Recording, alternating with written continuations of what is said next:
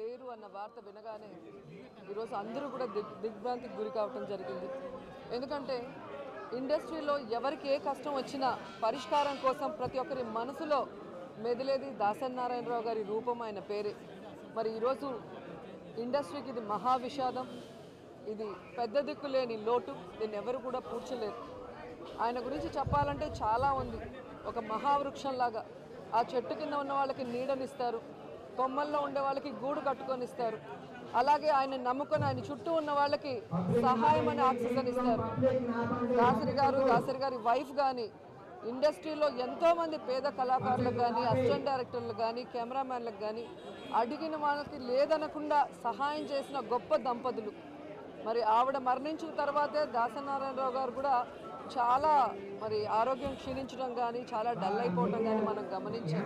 మరి ఈరోజు ఆయన కూడా లేరు అనగానే అందరం కూడా తట్టుకోలేని విషాదంలోకి వెళ్ళిపోయాం.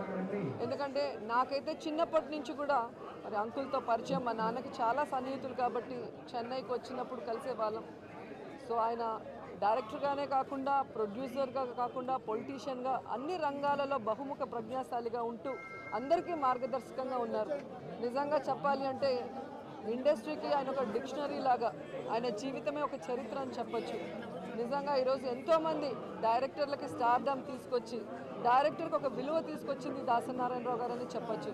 మరి అలాంటి దాసరి నారాయణరావు గారు ఇక లేరు అంటే ఎవరు కూడా తట్టుకోలేని పరిస్థితి. మీరే చూస్తున్నారుగా, వచ్చే ప్రముఖులందరినీ చూస్తే అందరికీ ఏ విధంగా సన్నిహితుడిగా ఆయన ఉన్నారు. మరి బర్త్డే సందర్భంగా కూడా ఆయన అందరినీ కూడా కలవటం, సంతోషంగా ఉండటం జరిగింది. కానీ అకస్మాత్తుగా నిన్న మరణించారనగానే ఎవరు కూడా ఏం మాట్లాడలేని పరిస్థితికి వచ్చాం.